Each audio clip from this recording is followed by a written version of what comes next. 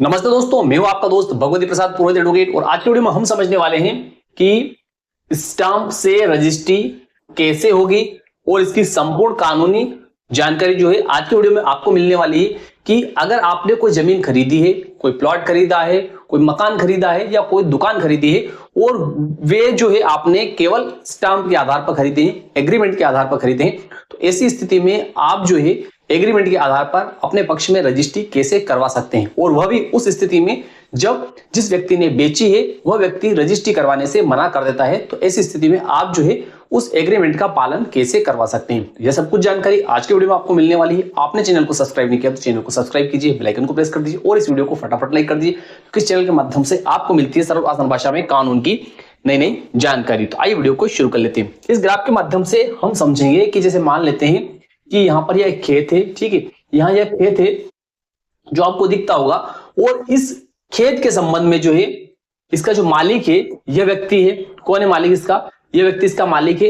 यह व्यक्ति इस खेत को बेचने का इकरारनामा जो है इस व्यक्ति के साथ में करता है। किस व्यक्ति के साथ में?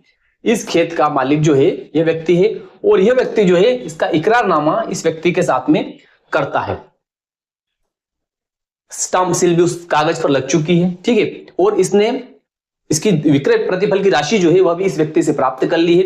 लेकिन और उसमें एक नियत दिनांक फिक्स होती है, तारीख फिक्स होती है। उस तारीख को यह व्यक्ति जो है ये कहता है कि मैं विक्रय पत्र का निष्पादन करवा दूंगा। कौन कहता है? यह व्यक्ति जो है ये कहता है कि इस जमीन के विक्रय पत्र का निष्पादन जो है मैं आपके पक्ष में करवा दूंगा। ऐसी एक तारीख उसमें फिक्स होती है। लेकिन वह तारीख जैसे जैसे पास में आती है इस व्यक्ति का जो स्वभाव है उसमें परिवर्तन आता है, और ये व्यक्ति जो है इस व्यक्ति के पक्ष में विक्रय पत्र करवाने से मना करता है। ऐसा इस व्यक्ति को लगता है कि ये व्यक्ति जो है विक्रय पत्र का निष्पादन नहीं करवाएगा। तो ऐसी स्थिति में इस व्यक्ति को जैसे डाउट होता है तो यह व्यक्ति उस व्यक्ति से कहता है कि इसमें तारीख जो फिक्स है उस तारीख को आप मेरे पक्ष में विक्रय पत्र का निष्पादन करवा दीजिए। लेकिन यह व्यक्ति जो है जो तारीख आ चुकी है उस तारीख को मना कर देता है। क्या करता है? मना कर देता है कि मैंने तो कोई एग्रीमेंट आपके पक्ष में नहीं किया है और मैं कोई विक्रय पत्र का निष्पादन आपके पक्ष में नहीं करवाऊंगा। तो ऐसी स्थिति में इस व्यक्ति ने जो पैसे इस व्यक्ति को दिए इस जमीन के बदले, उस पैसे का क्या होगा और यह जमीन इसके नाम पर कैसे होगी? तो इसके लिए इस व्यक्ति को क्या करना चाहिए कि इस व्यक्ति को एक लीगल नोटिस देना चाहिए। क्या करना चाहिए?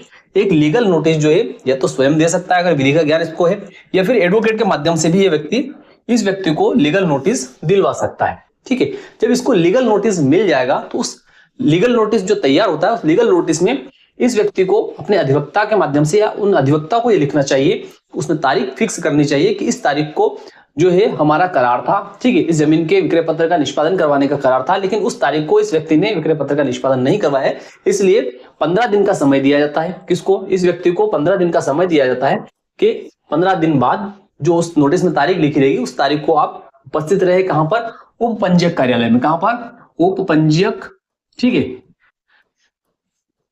उपपंजीयक कार्यालय या उसको रजिस्ट्रार ऑफिस कहते हैं, वहां पर उपस्थित रहे। कौन? ये व्यक्ति उपस्थित रहे। ऐसा नोटिस इसकी ओर से इस व्यक्ति को जाएगा। एडवोकेट के माध्यम से भी जा सकता है या स्वयं के माध्यम से भी जा सकता है। उस तारीख को इस व्यक्ति को उपपंजीयक कार्यालय में उपस्थित होना है। किसको? इसको उपस्थित होना है। उपस्थित होकर इसको वहां पर उपस्थिति की एक रसीद कटवानी है। किसको? इस व्यक्ति को उपस्थिति की रसीद कटवानी है। जब उपस्थिति की रसीद कट जाएगी और यह व्यक्ति वहां पर उपस्थित नहीं होता है तो ऐसी स्थिति में यह व्यक्ति क्या कर सकता है? तो देखिए, ऐसी स्थिति में यह व्यक्ति जो है ये क्या कर सकता है? इस व्यक्ति के खिलाफ जो है, किसके खिलाफ? जिस व्यक्ति ने जमीन बेची थी, ठीक है, जिस व्यक्ति ने जमीन बेची थी उस व्यक्ति के खिलाफ जो है सिविल कोर्ट में दावा लगा सकता है। कहां पर लगा सकता है? सिविल न्यायालय में दावा लगा सकता है। यहां पर आप सिविल न्यायालय देखते होंगे, तो इस सिविल न्यायालय में जो है, इस सिविल न्यायालय में यह व्यक्ति जो है, यह व्यक्ति है, यह दावा लगा सकता है इस व्यक्ति के खिलाफ। ठीक है, अब दावे में क्या क्या चीजें लिखनी है इसको? दावे में इसको लिखना है कि हम दोनों के बीच में, ठीक है, हम दोनों के बीच में एक एग्रीमेंट हुआ था और उस एग्रीमेंट के आधार पर जो है इस व्यक्ति को मेरे पक्ष में विक्रय पत्र का निष्पादन इस तारीख को करवाना था। उस तारीख को इसने नहीं करवाया। उसके बाद मैंने लीगल नोटिस दिया। लीगल नोटिस के बाद में भी इसने विक्रय पत्र का निष्पादन नहीं करवाया, इसलिए मैं हमेशा तैयार और तत्पर रहा हूं और मैंने संपूर्ण धनराशि जो है उसको दे दी है, या जो बकाया है वो भी देने के लिए मैं तैयार हूं। लेकिन ये व्यक्ति जो है ये इस खेत के विक्रय पत्र का निष्पादन मेरे पक्ष में नहीं करवा रहा है। इसलिए न्यायालय से निवेदन करना है इस व्यक्ति को। किसको? इस व्यक्ति को निवेदन करना है कि आप जो है इस व्यक्ति को आदेशित करें कि इस खेत के विक्रय पत्र का निष्पादन जो हमारे बीच में एग्रीमेंट हुआ था उसके आधार पर करवाए। ठीक है, तो ऐसी स्थिति में आपको कौन कौन से दस्तावेज पेश करना है, इस व्यक्ति को कौन कौन से दस्तावेज वहां पर पेश करना है। तो जिस तारीख को आपने ये जमीन ली थी उस तारीख को ये जमीन इस व्यक्ति के नाम पर थी अथवा नहीं थी, उस संबंध में आपको खसरा विवरण, आपको प्रमाणित प्रतिलिपि पेश करना है। जो एग्रीमेंट आप दोनों के बीच में हुआ है वो असल आपको पेश करना है। उसके बाद में आप दोनों के बीच में जो पत्राचार हुए, आपने एक लीगल नोटिस उसको दिलवाया, उसके बाद में आप उपंजीयक कार्यालय में उपस्थित हुए। ठीक है, वर्तमान में ये जमीन जो है किसके नाम पर है, इस प्रकार के दस्तावेज की प्रमाणित प्रतिलिपि आपको पेश करनी है। ये सारे दस्तावेज आपको पेश करना है। और जो एग्रीमेंट हुआ था, इस एग्रीमेंट के जो 2 गवाह थे, कितने 2 गवाह थे, उन दोनों गवाहों की साक्ष्य जो है आपको सिविल न्यायालय में करवानी चाहिए। जब आप वहां पर केस साबित कर देते हैं कि हाँ आपके और इसके बीच में जो है, किसके, इसके और इसके बीच में जो है एग्रीमेंट हुआ था और उस एग्रीमेंट का पालन जो है ये व्यक्ति नहीं कर रहा है।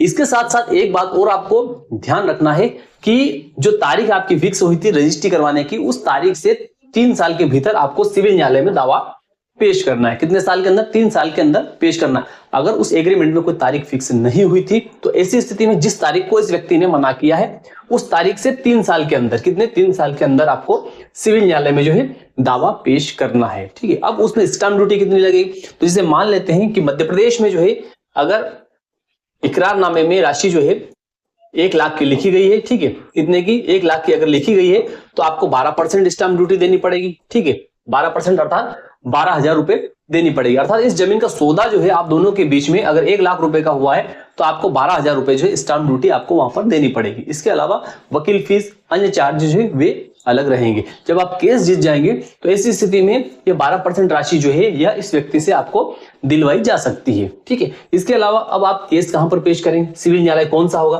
क्या आप जहां रहते हैं वहां पर पेश हो जाएगा, ऐसा नहीं है। आपका जो केस जो है वो पेश कहां पर होगा, जहां पर जमीन स्थित है। ठीक है, जिस तहसील में, जिस गांव में स्थित है और उसका जो भी सिविल न्यायालय लगता है वहां पर आपका केस जो है पेश होगा। तो इस प्रकार से अगर केस जो है आप अपना साबित कर देते हैं सिविल न्यायालय में कि हाँ आपके बीच में एग्रीमेंट हुआ था और उस एग्रीमेंट करने का उस व्यक्ति को अधिकार था। ठीक है, तो ऐसी स्थिति में जो है और आप हमेशा तैयार और तत्पर रहे थे रजिस्टर्ड विक्रय पत्र का निष्पादन अपने पक्ष में करवाने के लिए, आपने संपूर्ण राशि अदा कर दी थी, ये अब जो बाकी राशि बची है वह भी आप देने के लिए तैयार है। तो ऐसी स्थिति में ये सब कुछ साबित होने के बाद में सिविल न्यायालय जो है यह आपके पक्ष में फैसला सुना सकता है और फिर जो है जो एग्रीमेंट आपके बीच में होता है, जो स्टाम्प आपके बीच में होता है, उसके आधार पर विक्रय पत्र का निष्पादन अर्थात रजिस्ट्री जो है आपके पक्ष में हो सकती है। तो मैं विश्वास रखता हूं कि दी गई जानकारी आपको अच्छी लगी होगी। अच्छी लगी तो वीडियो को लाइक कर दीजिए, अधिक से अधिक लोगों को शेयर कर दीजिए। फिर मिलते हैं अगले वीडियो में, तब तक के लिए जय हिंद जय भारत।